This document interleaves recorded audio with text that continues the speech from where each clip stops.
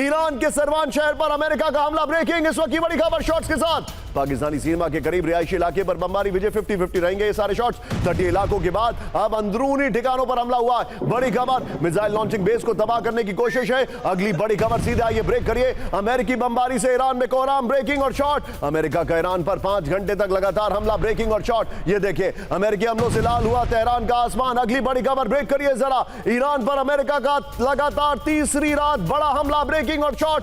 दक्षिण ईरान के बंदर अब्बास में बहुत बड़े धमाके हुए। ये बड़ी खबर। विजय तीनों ब्रेकिंग संभाल के रखिएगा, हम बल्कि दो ब्रेकिंग के पैक में जाएंगे। ओके विजय, ये देखिए अगली बड़ी खबर, ब्रेक करिए। बंदर अब्बास पर अमेरिका का भीषण प्रहार। ब्रेकिंग और शॉट। ट्रंप के सीधे आदेश पर बंदर अब्बास में बमबारी की गई है। बड़ी खबर।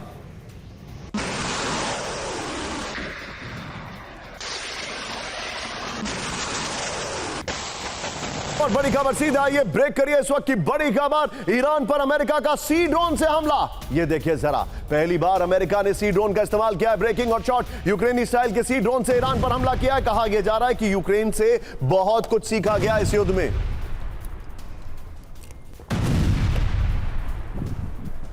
ये इस वक्त की बड़ी खबर मैं आपको दिखा रहा हूं। एक और बड़ी खबर सीधा आइए। अब आज की सबसे बड़ी खबर, कैंप 4 पर आइए, मेरे बगल में ब्रेक करिए। ईरान पर आज रात फिर भीषण हमला करेगा अमेरिका। ब्रेक करिए। ईरान पर नॉनस्टॉप बमबारी का ट्रंप ने किया ऐलान। ट्रंप ने कहा हमारे पास ईरान के टारगेट की लंबी लिस्ट। Full screen breaking. ईरानी सैन्य लीडरशिप की लोकेशन पर अमेरिका की नजर। ट्रंप का सीधा इशारा, बहुत जल्द होगा बहुत बड़ा सफाया। विजय सबसे पहले सिर्फ इस ब्रेकिंग और शॉट पे चैट लेंगे, उसके बाद पहले वाले के दो पेयर्स के ऊपर हम लोग आएंगे। सुमेरा हमारे साथ रहेंगी, जिनके पास ईरान के अंदर से बहुत सारी इंटेल, नहीं कहूंगा मैं, बहुत सारी डिटेल्ड इंफॉर्मेशन है। इंटेल तो तब जब वो खाली वेरीफाई नहीं होती है, यहां पर तो she is standing by the information. आइए जरा पर गोप्रो पर। ईरान पर 36 घंटे के हमले का प्लान लॉक हो गया है। ट्रंप ने ईरान पर लगातार 36 घंटे के हमले के प्लान को हरी झंडी दे दी है। ट्रंप ने कहा है कि आज रात से कल तक ईरान पर बिना रुके बमबारी होगी। अमेरिकी लड़ाकू विमान जो है उनके रेडार पर होंगे ईरान के शीर्ष सैन्य नेतृत्व। अमेरिका इजराइल के पास मौजूद ईरान के कमांडरों की पूरी लोकेशन है। ईरान के हर सैन्य ठिकाने पर बारीकी से नजर रखने का ट्रंप का दावा है। विजय खाली शॉट, ब्रेकिंग और शॉट रखेगा, खाली ब्रेकिंग और शॉट ये वाली खबर में, और फिर अपने आप दो के पेयर करेगा। सुमेरा, पहला सवाल, मैं आपसे कई सवाल पूछूंगा सुमेरा, और आज मैं आपको थोड़ा सा ज्यादा तक रोकना चाहूंगा। I hope if it is not inconvenient, क्योंकि अपने दर्शकों को बता दूं सुमेरा ने 3 बजे का शो किया है। 7 o'clock सत्ता उनका जो शो है, हमारा फ्लैगशिप शो है, उसको जरूर देखेगा। सुमेरा, नाउ इंपॉर्टेंट पॉइंट, क्या ट्रंप ईरान की लीडरशिप को टारगेट करने जा रहे हैं, नंबर 1, और क्या ये उस प्लान पर काम कर रहे हैं जो प्लान का ब्लूप्रिंट इजराइल ने तैयार किया है?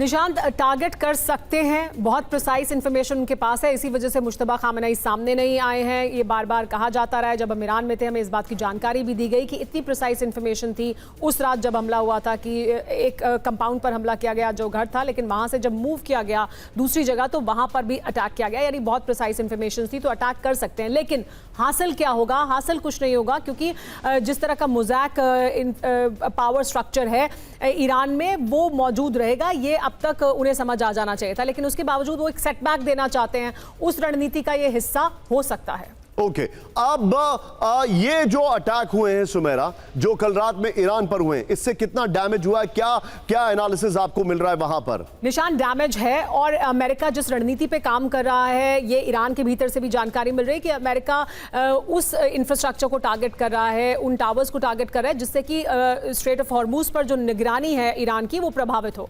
यानी अमेरिका कोशिश ये कर रहा है कि वहां पर उनकी निगरानी को वो कमजोर कर पाए, उन टावर्स को, उन कम्युनिकेशन टावर्स को या उन रडार्स को नष्ट करें, ताकि ईरान की वो कैपेबिलिटी कम हो, ताकि दोबारा जब वो बात करें तो यहां उनकी कैपेबिलिटी कम हो। लेकिन जो ईरान से हमें जानकारी मिली है वो ये कि ईरान को भी ये मालूम था कि दोबारा अगर अटैक होगा तो अमेरिका यहीं पर अटैक करेगा या इसी तरह के अटैक करेगा, तो उन्होंने इसका एक विकल्प तैयार किया है, और उनका जो विकल्प है वो मूविंग कम्युनिकेशन टावर्स हैं या मूविंग कम्युनिकेशन व्हीकल्स हैं जो ऑन द मूव रहते हैं, और इस वजह से वो अभी भी केपेबल हैं स्ट्रेट ऑफ हॉर्मुज पर नजर रखने के लिए और उसे कंट्रोल करने के लिए। मैं आपके लिए क्लैप कर रहा हूं, मेरी रिक्वेस्ट है आप प्लीज जरा TV9 का जो इंग्लिश वाला है उस पे आप, या और हिंदी वाले पे प्लीज इसके ऊपर एक लेख लिख दें। ये हमें सोर्सेज कहीं पर नहीं मिल रहे हैं। Very well done, very well said Sumera, be with us. लेकिन अब जरा विजय, मैं इस युद्ध के फोकस को यहां लेकर जा रहा हूं। देखिए, हम सब जानते हैं ये लॉकडाउन हो चुका है, टिकर को ऑन रखिएगा, कोई दिक्कत नहीं है, हम थोड़ा पुल आउट कर लेंगे। कैमरा पे हमारे गुलशन भाई हैं, ये देखिए जरा। अब मैं आ रहा हूं इसके ऊपर, ये और ये ध्यान से देखिएगा, अगली ब्रेकिंग और शॉर्ट विजय यहीं पर दिखाइए। अब हम बात कर रहे हैं हूती की इस युद्ध में एंट्री हो चुकी है, हूती की एंट्री हो चुकी है। I am coming to it. बड़ी खबर, ईरान ने यमन की 10 साल की नाकाबंदी तोड़ी। ब्रेकिंग और शॉर्ट दिखाइए जरा। नाकाबंदी तोड़ने वाला पहला देश बना ईरान। हूती प्रतिनिधिमंडल को लेकर यमन पहुंचा ईरानी विमान। ये देखिए विजय, दोनों ब्रेकिंग, दोनों शॉट दिखाइए। विजय, ये वाली खबर और इससे पहले के पहले वाली खबर, ओके, दोनों ब्रेकिंग, दोनों शॉट, दोनों ब्रेकिंग, दोनों shot and straight to doctor. ये एस्केलेशन मैट्रिक्स पे पॉइंट ऑफ नो रिटर्न है। योर टेक सर, इसका मतलब क्या है?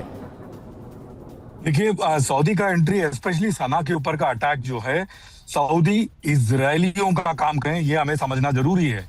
तो ये एक दो तरफा हमला सऊदी और इजरायल की तरफ से हूती के ऊपर हो रहा है, जो मैंने सोचा नहीं था कि इतना जल्दी होगा और इस स्टेज में होगा।